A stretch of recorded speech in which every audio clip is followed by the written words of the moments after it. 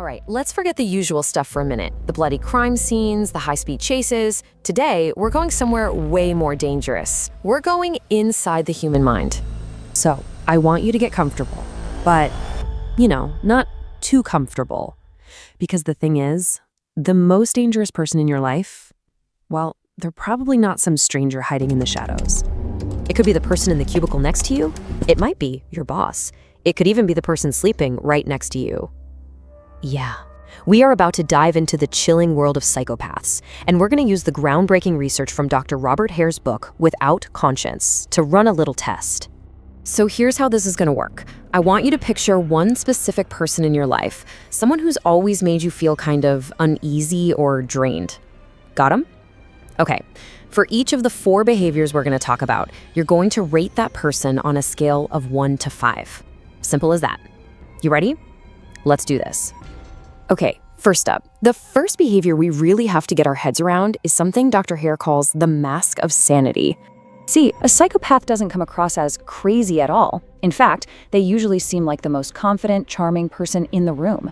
They're magnetic. When they talk to you, you feel like you're the only person in the world. But here's the thing, it is all a performance. It's a mask, and behind that mask, there's just an empty core. Underneath all that charm, they honestly believe they're superior to everyone else, and that the rules we all live by, well, those are just silly suggestions for weaker people. Let me give you a real-world example. Let's talk about this mid-level manager. We'll just call him Dave.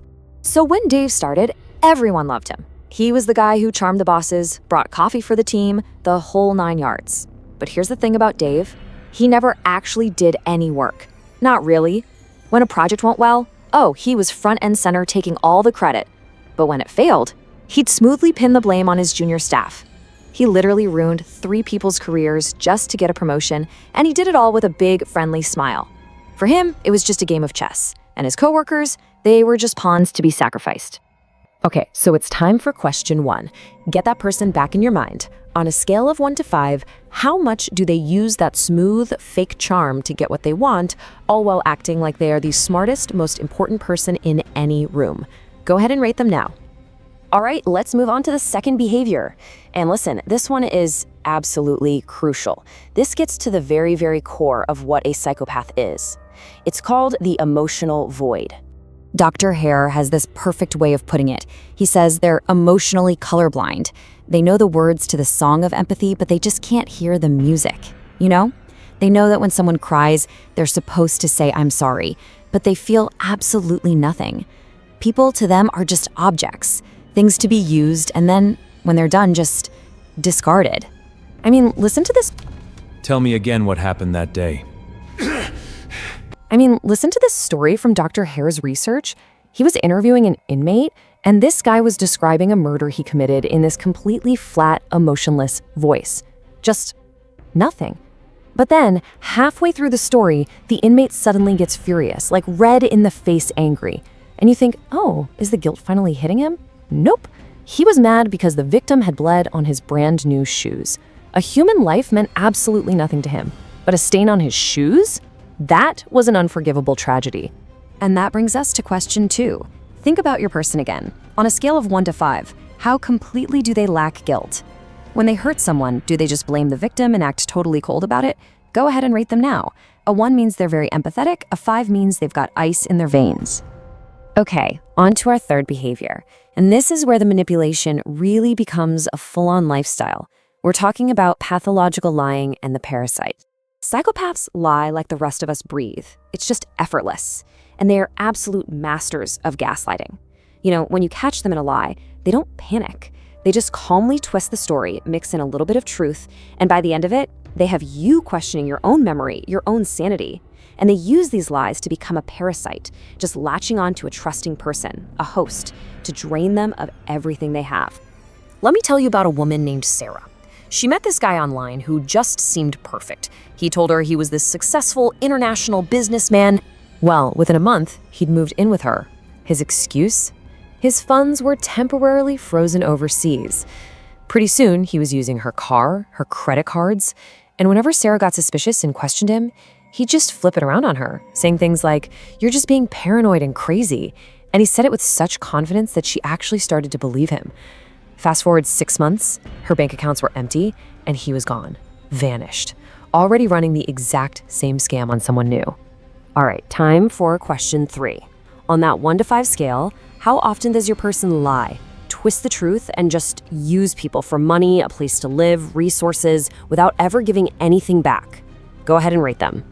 And that brings us to our final behavior. This one stems from something deep inside a psychopath, a crushing, internal boredom. It's all about impulsivity and a constant need for stimulation. Think about it. Because they don't feel deep emotions, their inner world must be incredibly dull. So they're always searching for thrills, for excitement. Here's a crazy story. An inmate who was just months away from parole was out on a work detail, and he just suddenly felt like having a beer. He didn't weigh the consequences, he didn't think about his freedom, he just walked away from the work crew, went to a bar, and of course got arrested. When they asked him why he threw away his freedom like that, his entire explanation was, "I was thirsty and I wanted a beer." That's it. So here we are, our final question. On a scale of 1 to 5, how impulsive and reckless is the person you're thinking of? Do they make these chaotic decisions and take huge risks just because they're bored, completely ignoring how it could destroy their own future? Okay, give them your final score. Okay, the test is over. Take a second now and add up your 4 scores. You should have a total number somewhere between 4 and 20. Got it?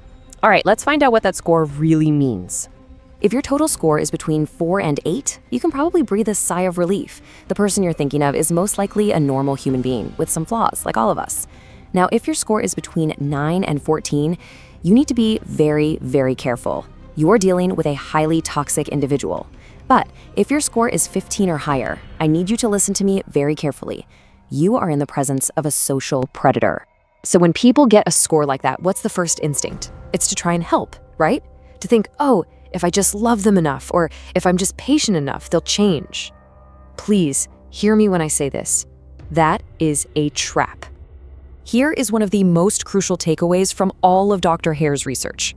Therapy does not work on psychopaths. In fact, it makes things worse. It's dangerous. See, a psychopath in therapy doesn't learn empathy.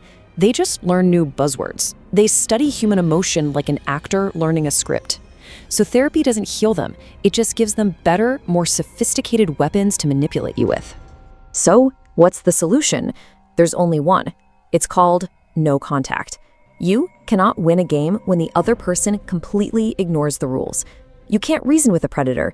The only way to win is to refuse to play the game. You leave quietly, you cut off all communication, you block them on everything, and you never, ever look back.